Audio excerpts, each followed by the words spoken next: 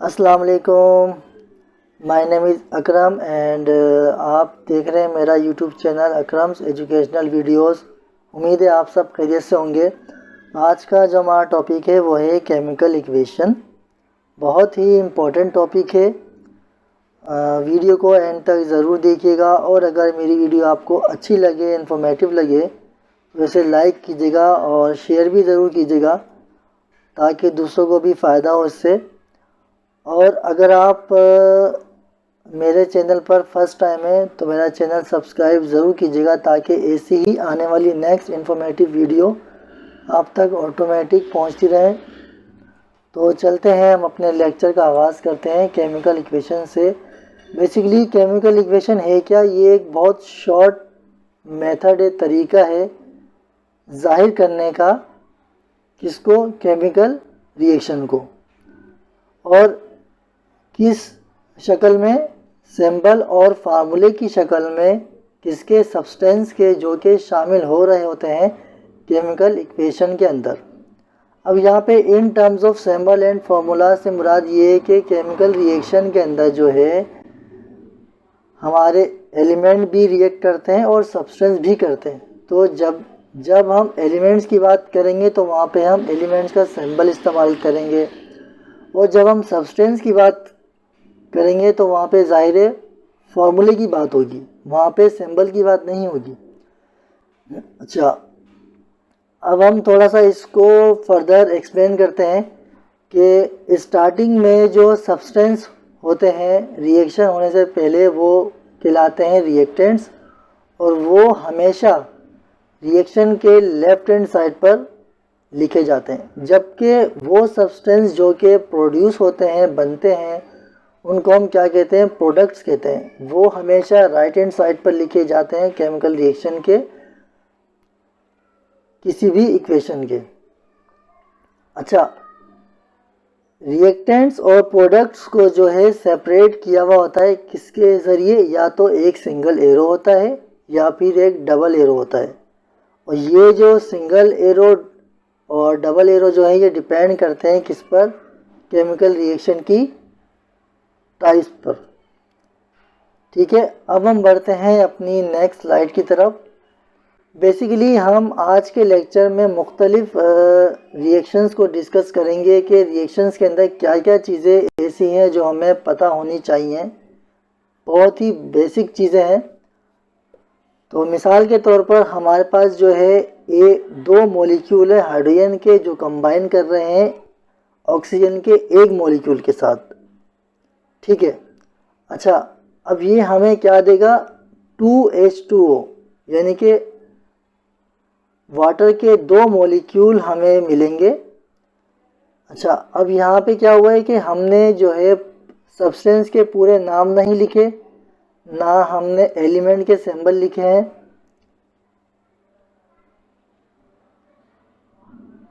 Sorry, हमने जो है सब्सटेंस का नाम नहीं लिखा, उसका हमने क्या लिखा है? फार्मूला लिखा है। और जो यहाँ पे एलिमेंट्स हैं उनके हमने सिंबल लिखे हैं।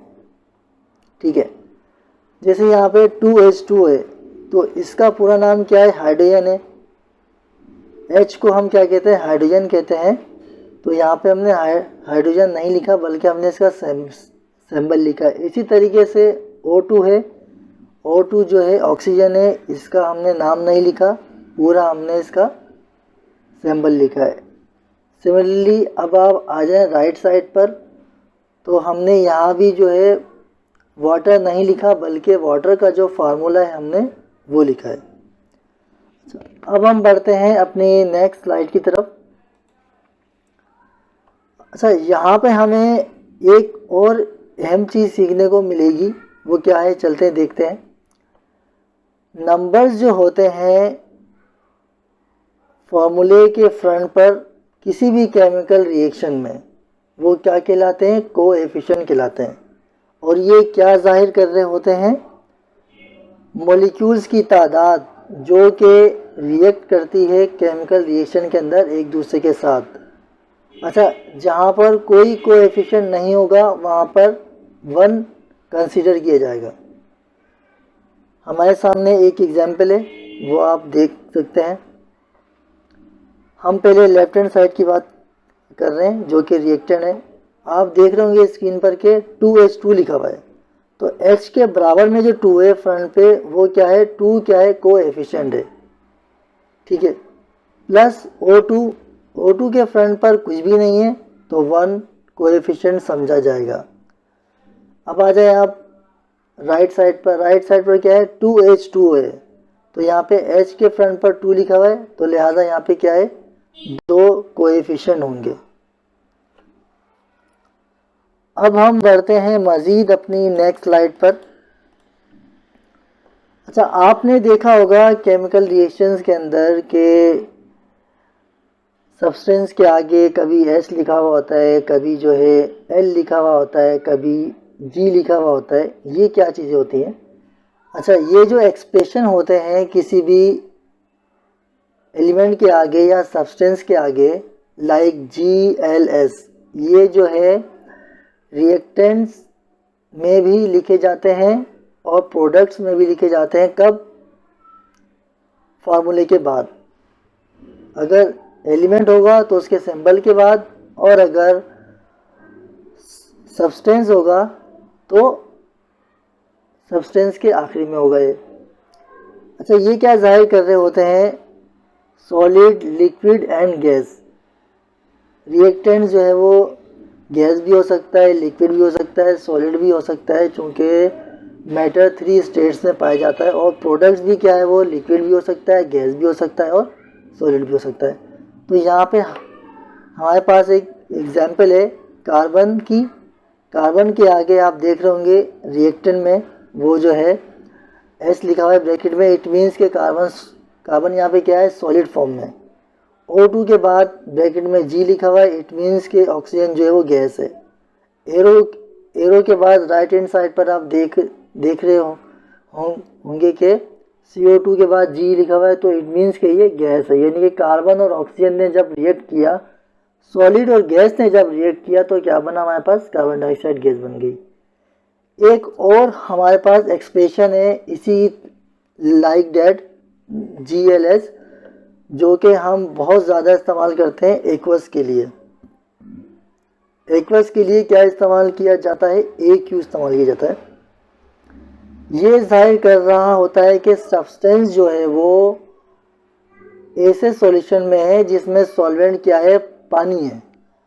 पानी के सॉल्यूशन की फॉर्म में जो सब्सटेंस होते हैं उनमें हम ब्रैकेट के आगे क्या लिखते हैं, AQ लिखते हैं।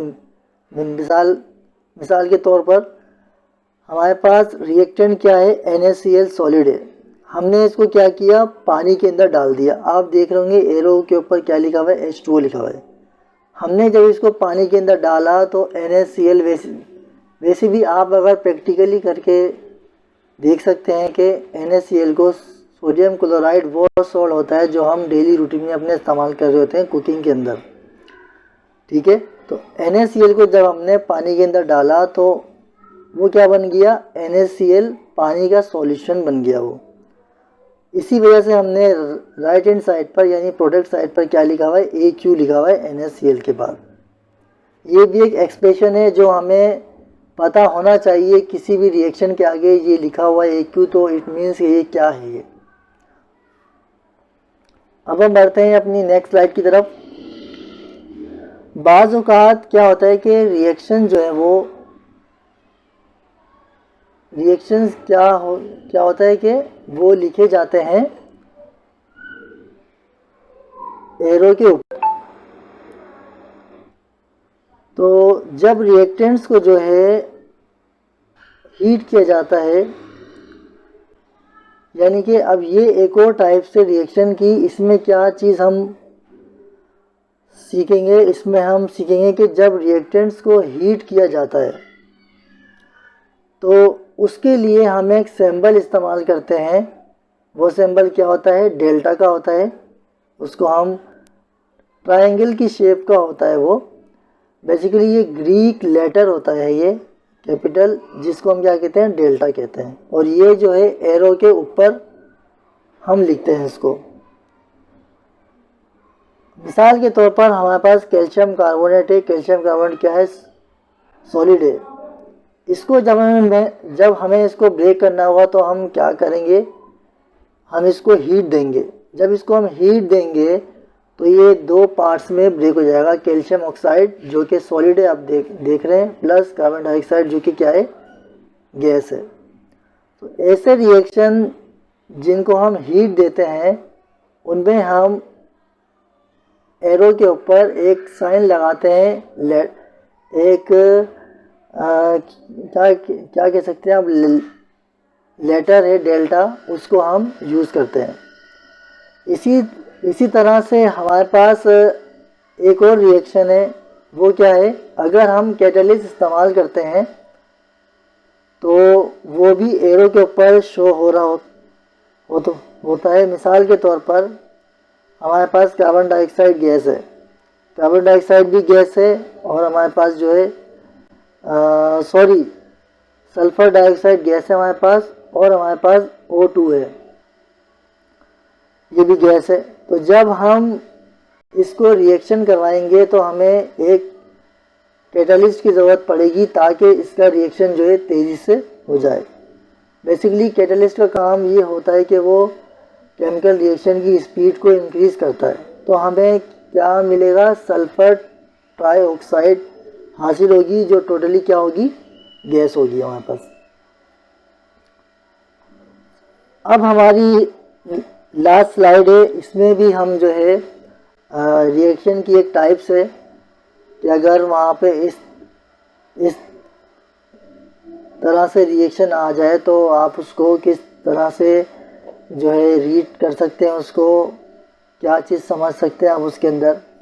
वो क्या है कि जब भी रिएक्शन को हीट किया जाता है कैटलिस्ट की मौजूदगी में, देखें अभी हमने सिर्फ क्या पढ़ा था, डेल्टा हमने अलग पढ़ा था और कैटलिस्ट हमने अलग पढ़ा था। अब यहाँ पे क्या है कि दोनों चीज़ें एक साथ आ रही हैं, हम हीट भी कर रहे हैं और कैटलिस्ट भी डाल रहे हैं, तो दोनों सिंबल क्या होंगे, ये एरो के ऊपर लिखे जाएंगे। मिसाल के तौर पर हमारे पास रिएक्टेंट में क्या है, पोटाशियम क्लोरेट है। पोटाशियम क्लोरेट को ब्रेक करने के लिए हमें हीट देना होगी, और हमें एडिशन में एक कैटलिस्ट है जिसका नाम है मैंगनीज ऑक्साइड, वो हमें यूज़ करना पड़ेगा ताकि रिएक्शन जल्दी से प्रोसेस हो जाए। तो हमें प्रोडक्ट साइड पर क्या मिला, पोटाशियम क्लोराइड सॉलिड मिला हमें, और प्लस हमें ऑक्सीजन गैस मिली है। ये दो चीज़ हमें मिली हैं, ठीक है। जब भी इस टाइप का रिएक्शन हो और अगर ऊपर जो है डेल्टा का साइन हो और उसके बराबर में मैंगनीज ऑक्साइड हो या कोई भी कैटलिस्ट हो, तो आप इस तरह से बता सकते हैं कि भाई इस रिएक्शन में हमने जो है, इस रिएक्शन को हमने हीट किया है इसकी बॉन्ड ब्रेक करने के लिए, और एडिशन में हमने कैटलिस्ट भी इस्तेमाल किया है। अच्छा, लास्ट एक और चीज़ें समझा देता हूँ आपको। फर्ज कर लें हमारे पास जब जिंक जो है एलिमेंट है, जब ये रिएक्ट करेगा सल्फ्यूरिक एसिड के साथ तो हमें क्या देगा, ये जिंक सल्फेट देगा और हाइड्रोजन गैस रिलीज होगी। तो इसकी जो केमिकल इक्वेशन है वो नीचे दी हुई है। वो क्या है, जिंक क्या है, ये सॉलिड है क्योंकि H लिखा हुआ है, प्लस H2SO4 ये क्या है, पानी का सॉल्यूशन है ये, यानी कि H2SO4 में पानी ऐड हुआ है तो ये उसका सॉल्यूशन बन गया है। एरो के बाद आप जाएँ प्रोडक्ट साइड पर, हमें क्या मिल रहा है, जिंक सल्फेट मिल रहा है एक्वस, और प्लस हाइड्रोजन गैस जो है वो रिलीज हो जाएगी वो। तो ये था हमारा आज का लेक्चर, उम्मीद है आपको समझ आ गया होगा। नेक्स्ट क्लास में इंशाल्लाह फिर आपसे नेक्स्ट टॉपिक के साथ फिर मुलाकात होगी। जब तक के लिए मुझे इजाज़त दीजिएगा, अपना ख्याल रखिएगा और मुझे अपनी दुआ में याद रखिएगा। अल्लाह हाफिज़।